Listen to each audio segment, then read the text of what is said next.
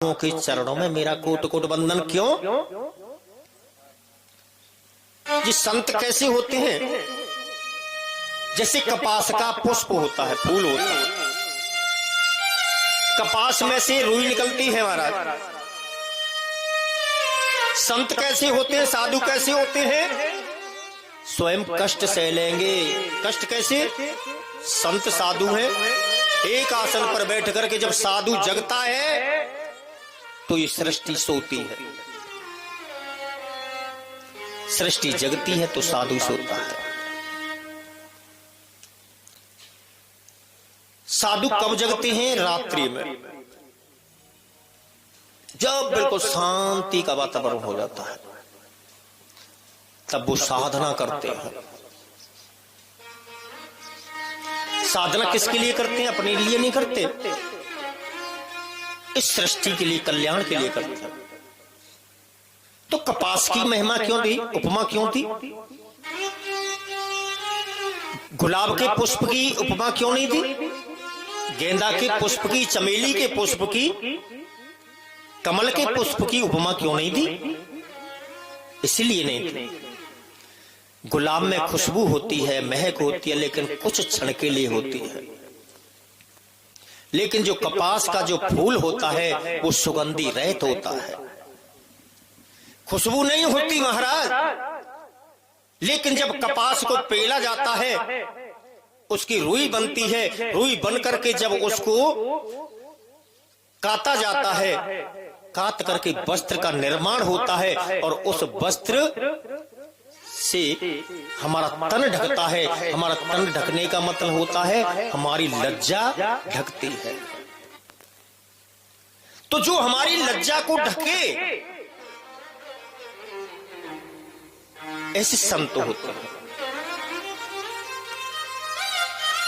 इसलिए कपास के फूलों की संतों की उपमा दी। धन्य है ऐसे संत, धन्य है ऐसे साधु।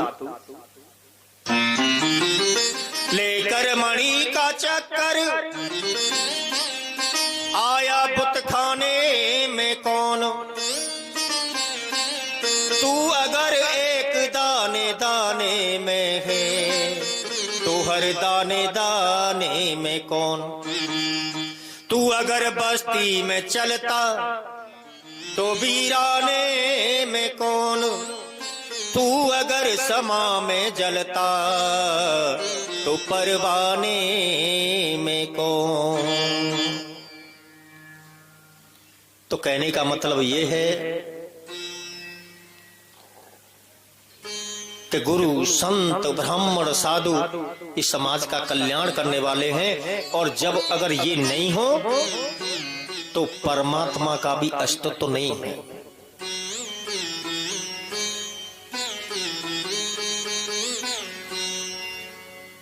भगवान भी कहते हैं, ऊधो मोही संत सदा अति प्यारे।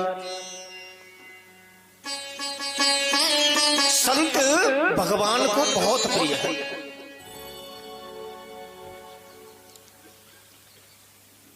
क्यों?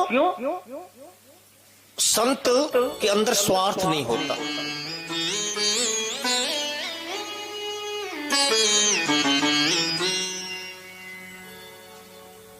वो परमार्थ के लिए साधन करते, तप करते, इसलिए संत अधिक प्रिय है। मोदमय मंगल संत समाजो, जो जग जंगम तीरथ राजो। मोदमय जय राम जय जय राम, श्री राम जय राम जय जय राम। राम भक्ति जहाँ सुर सरि धारा, राम भक्ति सुर सरि धारा। सरसय ब्रह्म विचार प्रचारा, सरसय ब्रह्म विचार प्रचारा। विधि निषेधमय कलेमल हरणी करम कथा रवे वंदन भरणी श्री राम जय राम जय जय राम श्री राम जय राम जय जय राम हरे हर कथा विराजत बेनी सुनत सकल मुद मंगल देनी श्री राम जय राम जय जय राम श्री राम जय राम जय जय राम श्री राम जय राम जय जय राम श्री राम जय राम जय जय राम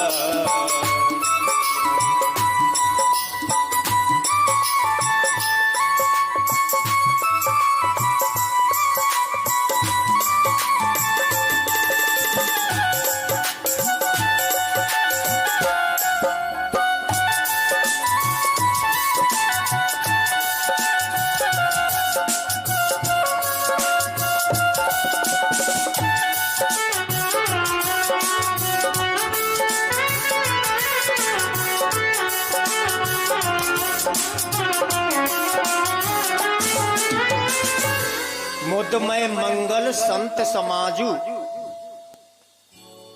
जो जग जंगम तीरथ राजू। संत का समाज कैसा है? चलता फिरता प्रयाग है। प्रयाग जहां इलाहाबाद में गंगा यमुना सरस्वती की धारा बहती है, जहां एकत्रित होती है, जहां तीनों नदियों का संगम होता है, मिलन होता है, वहां स्नान करने से हमारे पाप ताप सभी दूर हो जाते हैं। तो वहां पर जाना पड़ेगा हमको, समय भी खर्च होगा, धन भी खर्च होगा, अनेक प्रकार की परेशानियां भी उठानी पड़ेंगी। लेकिन संत कैसे हैं? चलता फिरता प्रयाग है। आज यहां है तो कल कहीं दूसरी जगह है। वो संत रूपी प्रयाग जहां भी जाएगा उस स्थान को वो पवित्र कर देगा।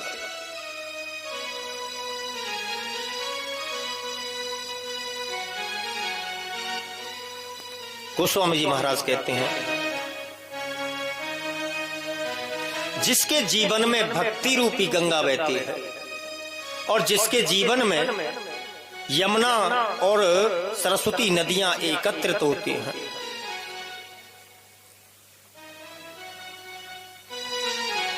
तब समझ लेना चाहिए कि उसके हृदय में प्रयाग का वास है।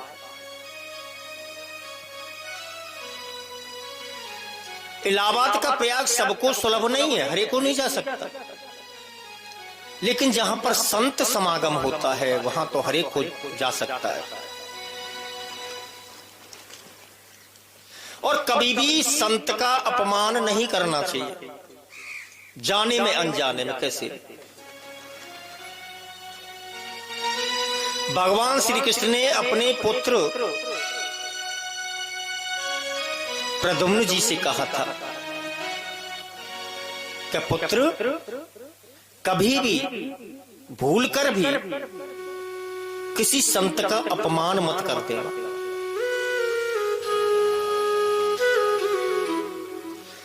अगर ब्रह्मा विष्णु महेश और स्वयं में कदाचित क्षमा कर सकते हैं, लेकिन अगर किसी संत का अपराध कर दिया, अगर उनका श्राप लग गया तो उससे मुक्ति नहीं मिल सकती।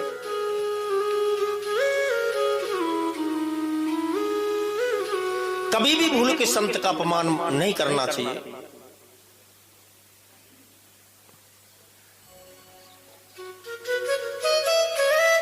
संत मिलन और हरिकथा तुलसी दुर्लभ दोए।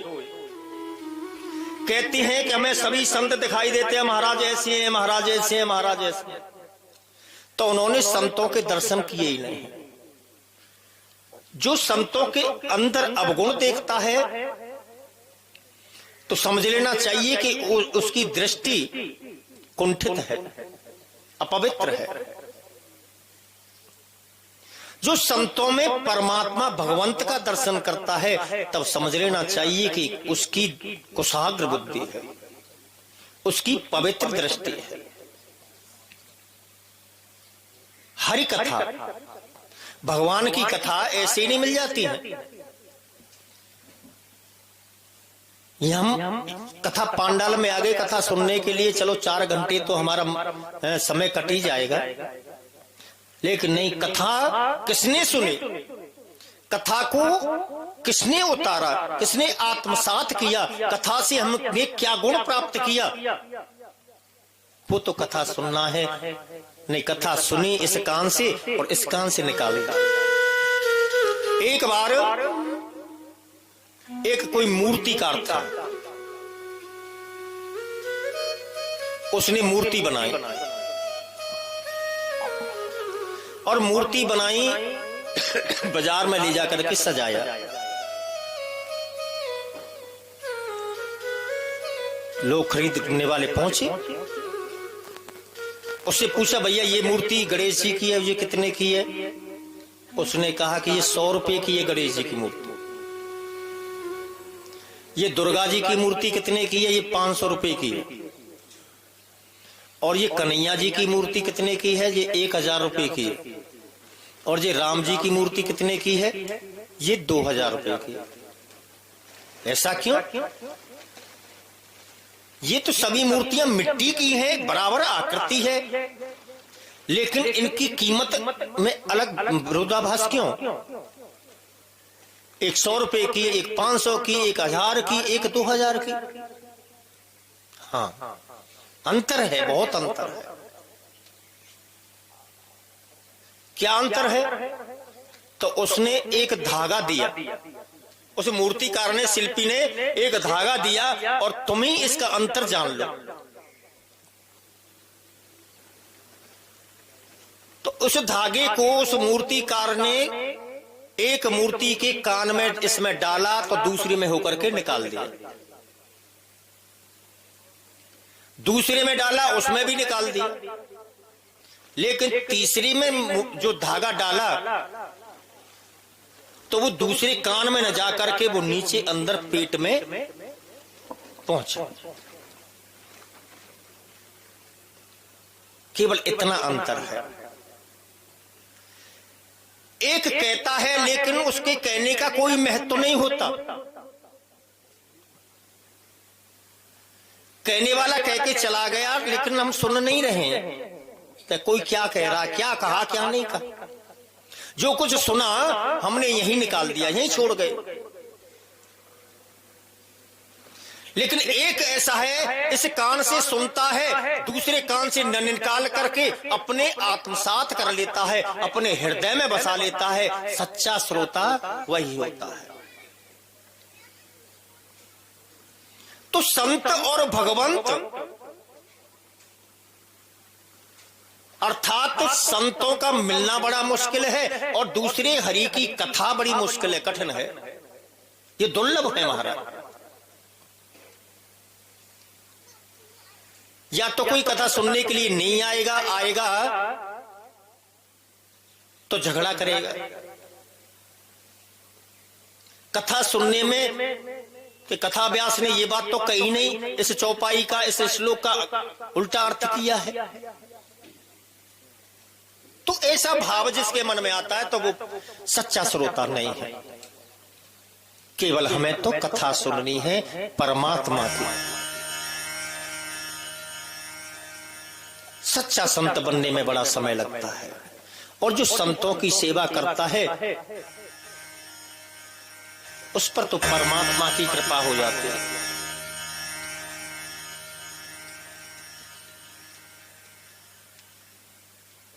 तुलसीदास जी महाराज ने बहुत आगे कौशल्या माता की वंदना की, सुमित्रा की वंदना की,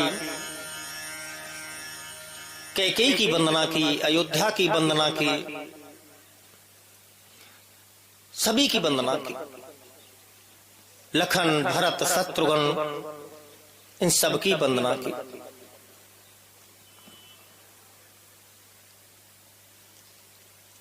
और इन वंदना करने के बाद में वंदना की कही सकन सारद शेष नारद सुनत पद पंकज गहि हस दीन बंधु कृपाल अपने भगत गुण निज मुख कही तेरो नाय बारगी बार चरणन ब्रह्मपुर नारद गए ते धन्य तुलसी दास आस विहाय ते हरे रंग रखे। प्रभु राम जी की वंदना की और अकेले राम जी की वंदना ही नहीं की, साथ में माता जानकी जी की भी वंदना की। लेकिन राम जी की वंदना की, जानकी जी की वंदना की, तभी तुलसीदास जी को ध्यान आया कि मैंने हनुमान जी की तो वंदना की नहीं, क्योंकि बिना हनुमान जी के राम कथा हो ही नहीं सकती। और बिना यानी हनुमान जी कैसे राम कथा सुनबे के रसिया, राम लखन सीता मन बसिया। ऐसे हनुमान जी हैं जो राम कथा सुनने के लिए तत्पर रहते हैं। जहां कहीं भी राम कथा होती है वहां हनुमान जी पहुंचते हैं, नाचते हैं, गाते हैं, तालियां बजाते हैं। कहीं भी राम कथा हो रही हो, भगवान की चर्चा हो रही हो, वहां जाते हैं। तो प्रश्न उठता है कि यहां कथा हो रही है तो क्या राम जी हनुमान जी यहां भी आए हैं? अवश्य। अगर हम उनको बुलाएंगे, वंदना करेंगे तो अवश्य आएंगे। महावीर अभिनव हनुमाना और राम जासु जस आप बखाना। तुलसीदास जी ने जब हनुमान जी की वंदना की, ऐसा लगता है कि हमें हमारी आंखों से दिखाई नहीं देते, लेकिन हनुमान जी हर कथा में आते हैं और विराजमान होते हैं। हनुमान जी रामायण के प्रचंड वक्ता है। हनुमान जी के समान और रामायण का कोई वक्ता दूसरा नहीं हुआ। जब हनुमान जी की वंदना की, उसके बाद में सिया राम जी की वंदना की, और सिया राम जी की वंदना बड़ी सुंदर भाव से की।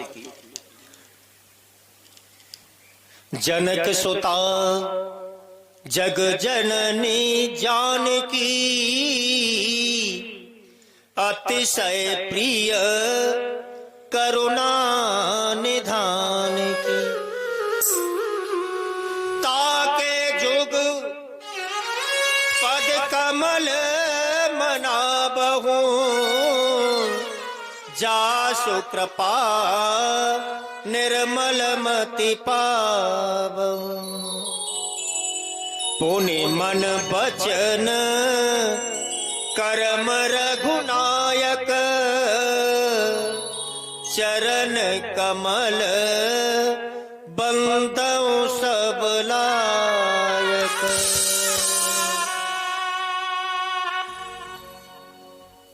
माता जानकी जी की उनके चरणों की वंदना करने के पश्चात गोस्वामी जी कहते हैं, मां कृपा करके मुझे निर्मल बुद्धि प्रदान करो, और वह जरूर देते हैं। माता कभी निराश नहीं करती। अगर माता से हम कुछ मांगेंगे तो माता मना नहीं करेंगी। अगर पिता से कुछ मांगा जाए तो हो सकता है पिताजी मना भी कर दें। अगर माता की उंगली को हम पकड़ के रहेंगे तो हो सकता है कभी हमारे हाथ से उंगली छूट जाए। और जब माता बालक के अपने हाथ से बालक के हाथ को पकड़ लेती है तो गिरने का, खोने का भय समाप्त हो जाता है। आप आपने अनुभव किया होगा, एक बंदरी होती है ना, आपके गांव में भी है ना, और उन बंदरी के बच्चे भी देखे होंगे। एक छोटा सा बच्चा है और वो बंदरी अपने बच्चे को लेती है, पकड़ के खींचती है, और वो बच्चा अपने हाथ से अपनी मां को पकड़ता है और उस बच्चे को पकड़ करके बंदरी ऊपर छलांग लगाती है। अगर बच्चे ने कस के बंदरी को पकड़ रखा है तब तो वो पहुंच जाएगा, और अगर पकड़ ढीली पड़ गई तो इतनी ऊंचाई से नीचे गिरेगा तो उसका प्राणांत भी हो सकता है। क्यों? बच्चा गिरा तो क्यों गिरा? इसलिए गिरा क्योंकि उसने मां को पकड़ा है, मां ने बच्चे को नहीं पकड़ा है। और एक बिल्ली होती है, जब बिल्ली का एक बच्चा होता है तो बिल्ली अपने बच्चे को लेती है, बार बार खींचती है, बार बार खींचती है, लेकिन वो तो ऐसे अपने सिर को डुला देता है। तो वो बिल्ली सोचती है मन में कि ये मुझे पकड़ नहीं सकता, जब ये पकड़ नहीं सकता तो इसको मुझे ही पकड़ना चाहिए। तो बिल्ली अपने मुंह में अपने बच्चे को पकड़ करके ले जाती है महाराज, 1 2 3 4 अनेक मंजिलों पर पहुंच जाती है। बच्चा गिरता नहीं है। क्यों नहीं गिरता? उसको चोट क्यों नहीं लगती? कि उस मां ने पकड़ रखा है। तो हमें अपने को मां की शरणागति में सौंप देना चाहिए। जिस बच्चे में मां ने संस्कार डाले हैं वो बच्चा एक अध्यापक से लेकर के एक आईएएस और आईपीएस अधिकारी बन गया।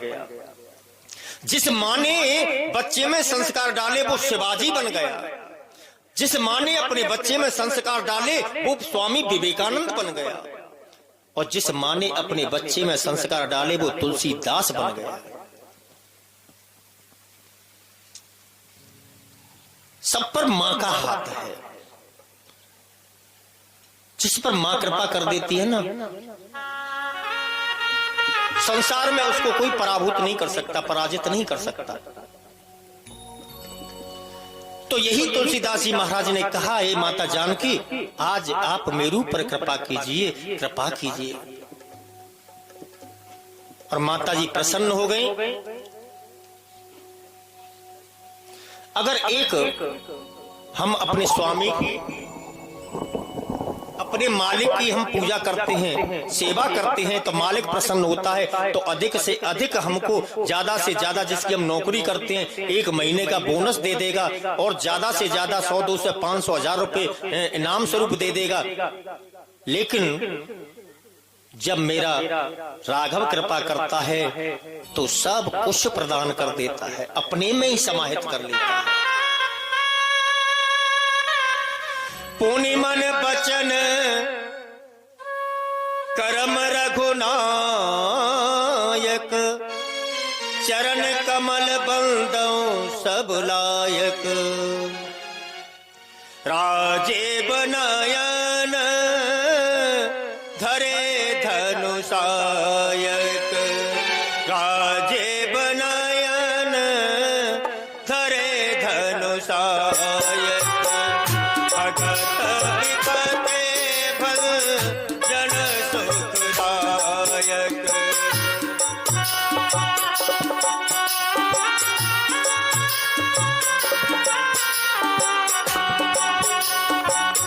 भगत विपते भल जन सुखदायक।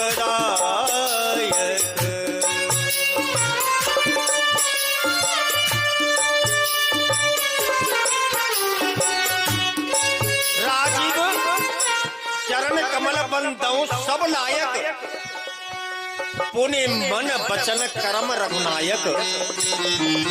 मन से, वचन से, कर्म से श्री रघुनाथ जी के चरणों में मेरी प्रीति हो जाए। और चरण कैसे? कमल के समान। बहुत सुंदर लिखा। श्री राम जी के चरण कुछ ही को मिले, जानकी जी को मिले, एक को नहीं मिले। श्री राम जी के चरण लक्ष्मण भैया को भी मिले, उन्होंने भी सेवा की। श्री राम जी के चरण भरत जी को भी मिले, श्री राम जी के चरण शत्रुघ्न जी महाराज को भी मिले, श्री राम जी के चरण हनुमान जी महाराज को भी मिले, श्री राम जी के चरण सुग्रीव विभीषण को भी मिले, और श्री राम जी के चरण गुह को भी मिले, और श्री राम जी के चरण केवट को भी मिले। श्री राम जी के चरण सबरी को भी मिले। जिसने उन चरणों का ध्यान लगाया उन सबको मिले। तो भगवान के और शरीर में शक्ति नहीं है जितनी, मुखमंडल में इतनी शक्ति नहीं है जितनी शक्ति उनके चरणों में है। तभी तो लक्ष्मण जी ने चरणों की सेवा मांगी, भरत जी ने चरणों की सेवा मांगी। एक बार होली का उत्सव था,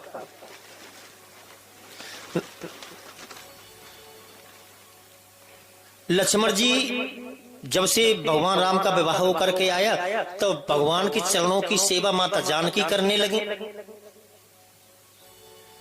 जब लक्ष्मण भैया से सेवा छिन गई, अब जब सेवा नहीं करते हैं तो उन्हें भूख नहीं लगती है, भूख नहीं लगती है, भोजन नहीं कर पाते तो शरीर धीरे धीरे धीरे करके कमजोर होता चला गया।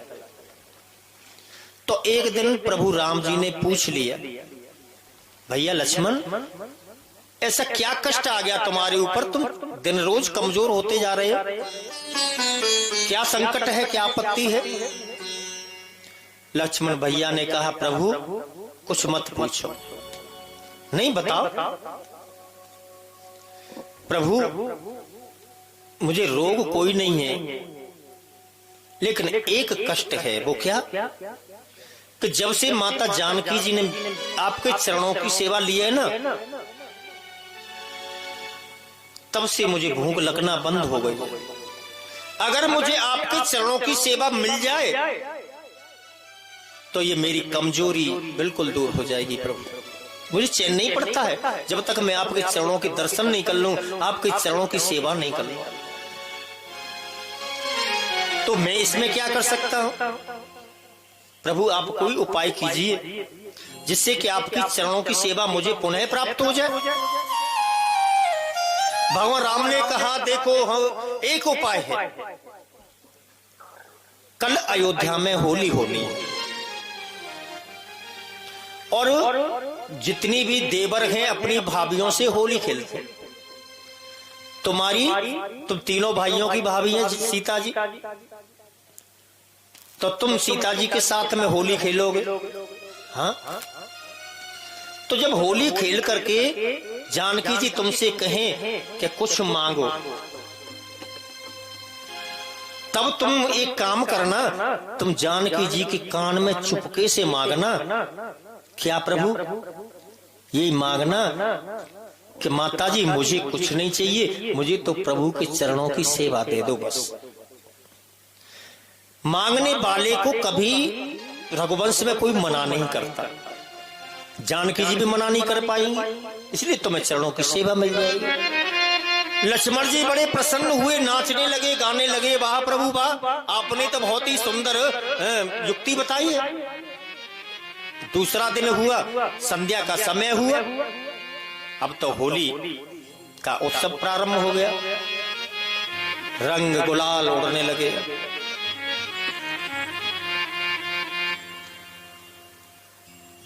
और जब दशरथ जी महाराज ने कहा, पुत्री जानकी अब संध्या का समय हो गया है, अब ये कार्यक्रम होली का बंद करो। होली खेलना बंद हुआ, सभी ने स्नान किया, सुंदर सुंदर वस्त्र आभूषण धारण किए। जानकी जी आकर के और अपने महलों में चली गई और जाकर के बारी बारी से, और वहां भरत पहुंचे, भरत जी ने जानकी जी के चरणों में वंदन किया। जानकी जी ने कहा भरत भैया कुछ मांगो। माता जी मैं तो केवल यही मांगता हूं कि प्रभु राम जी के चरणों में सदा मेरी प्रीति बनी रहे।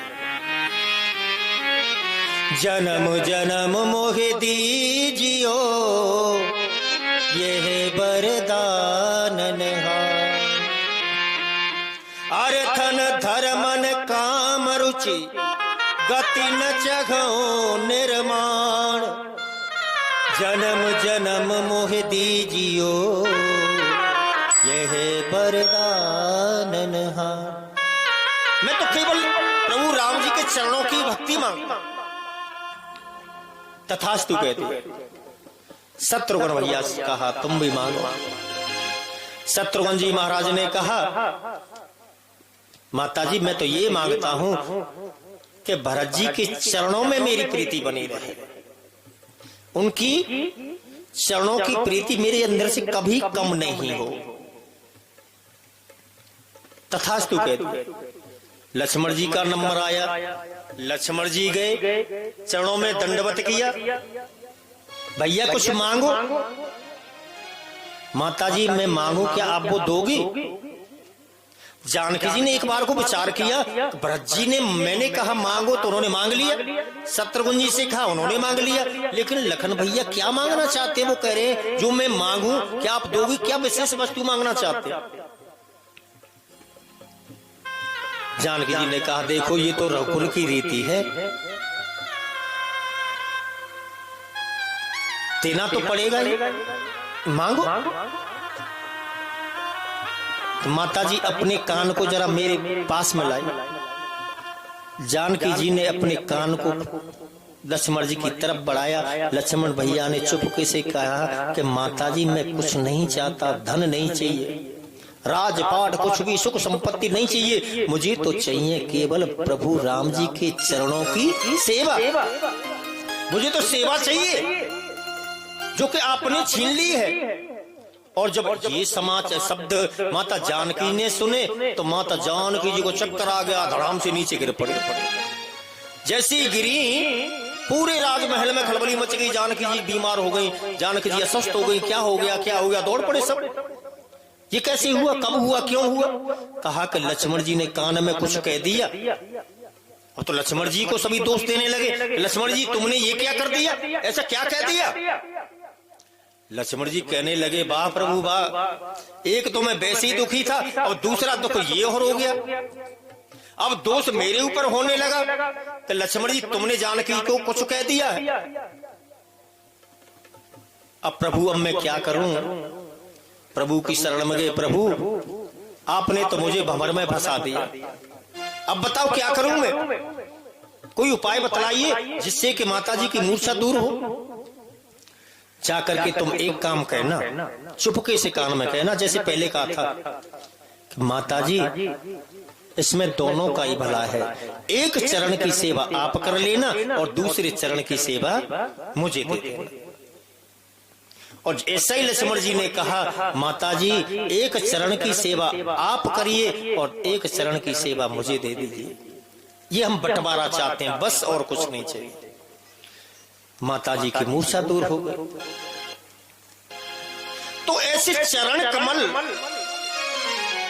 की सेवा भरत जी करें, शत्रुघ्न करें, लक्ष्मण जी करें, माता जानकी जी करें, तो मनुष्य को उन चरणों के पास अवश्य जाना चाहिए, जाने की कोशिश करनी चाहिए।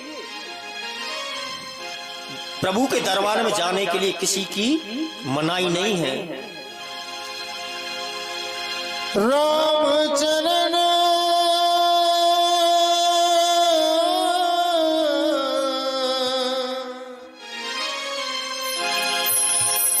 राम चरण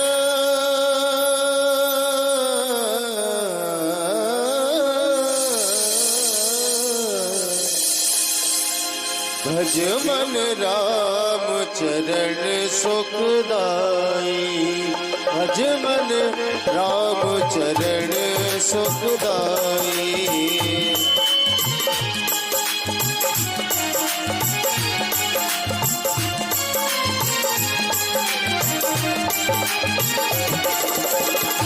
राम चरण सुखदाई भज मन राम चरण सुखदाई भज मन राम चरण सुखदाई।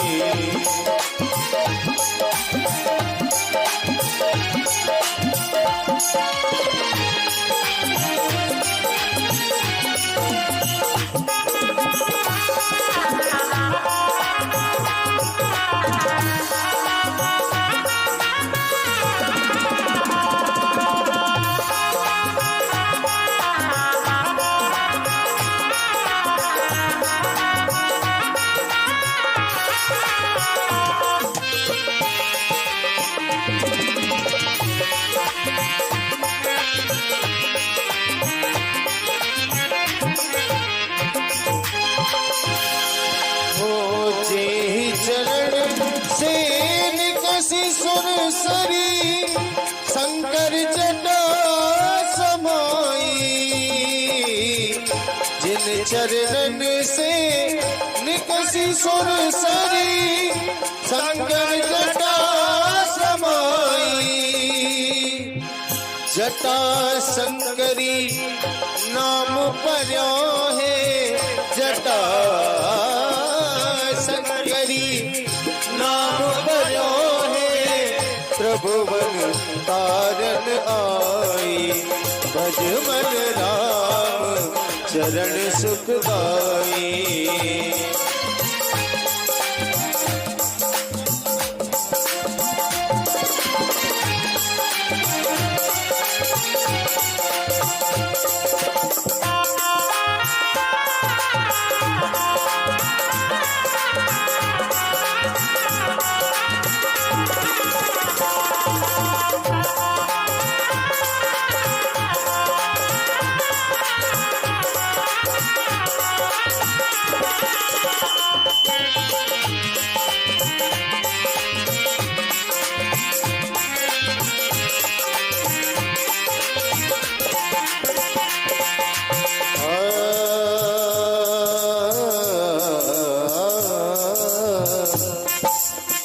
इस भजन में प्रभु श्री राम के चरणों का वंदन है, तो हो सके तो सभी भक्त ताली के साथ मिलकर के गाएं। जिन चरणन की चरण पादुका भरत लब लाई जिन चरणन की चरण पादुका भरत रहे मन लाई। जिन चरणन की चरण पादुका भरत रहे मन लाई। और सोई चरण केवट धोई लीने सोई चरण केवट धोई लीने तब हरि नाम चढ़ाई भज मन राम चरण सुखदाई।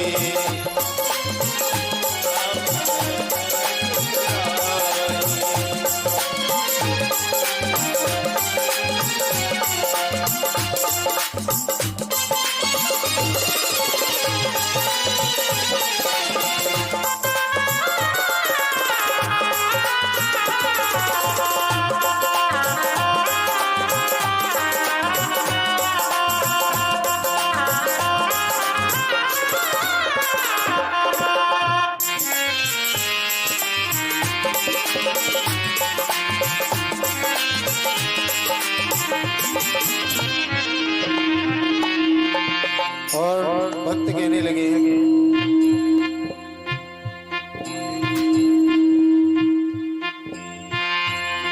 हो सोई चरण सरत जन सेवत सदा रहत सुखदाई।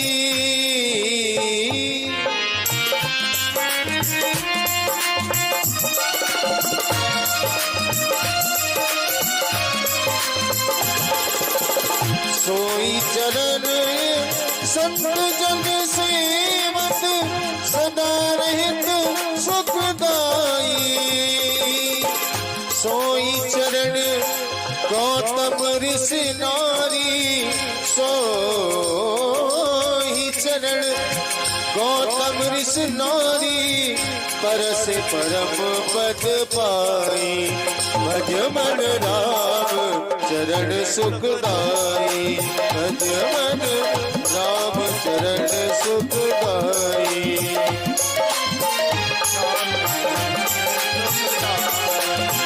राम चरण सुखदाई भज मन राम चरण सुखदाई भज मन राम चरण सुखदाई भज मन राम चरण सुखदाई भज मन राम चरण सुखदाई भज मन राम चरण सुखदाई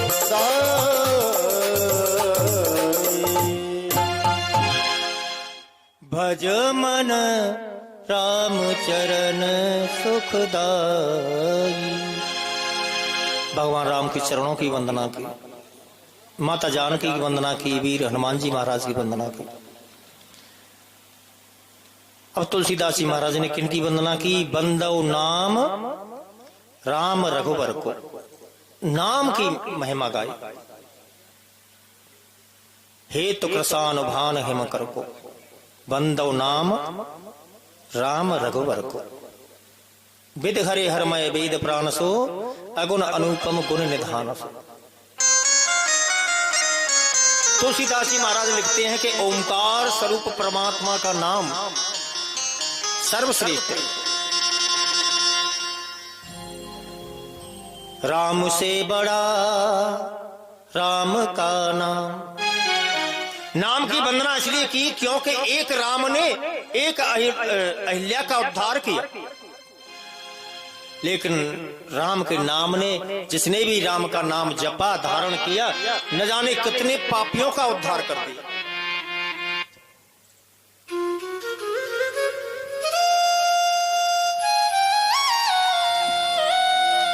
नाम की पूजा करने से, नाम का स्मरण करने से गणपति महाराज देवताओं में प्रथम पूजनीय हो गए।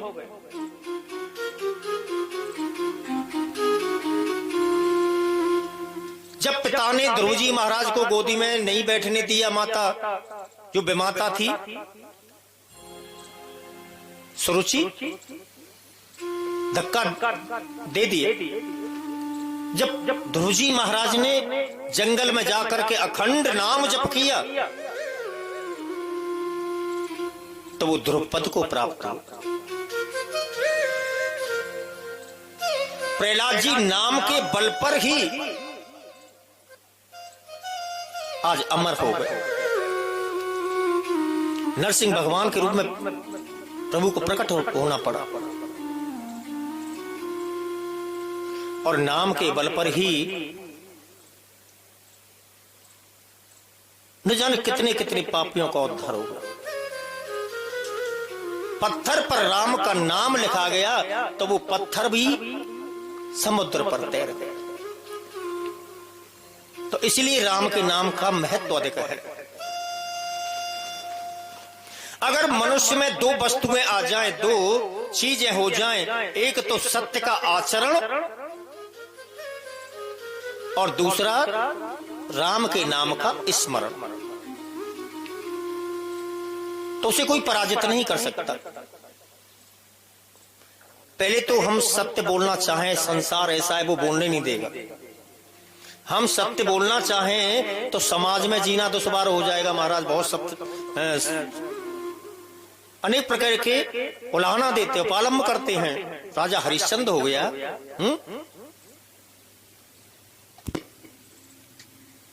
लेकिन समाज को न देखते हुए हमें अपना आचरण सुधारना है, सत्य बोलना है, प्रिय बोलना है, और दूसरा परमात्मा के नाम का स्मरण करना है, लेकिन दिखावे में नहीं। जैसे हम अपने धन को छुपा करके रखते हैं, कोई तो अपने धन को तिजोरी में रखता है, कोई बैंक में रखता है, कोई गाड़ करके जमीन में रखता है, कोई कहीं रख देता है। छुपा करके रखते हैं हम धन को। ऐसे ही राम नाम रूपी जो हमारा धन है, उसको छुपा करके रखना है। अगर उस धन को हम छुपा करके रखेंगे तो वो हमारा कल्याण करेगा। एक बार एक राजा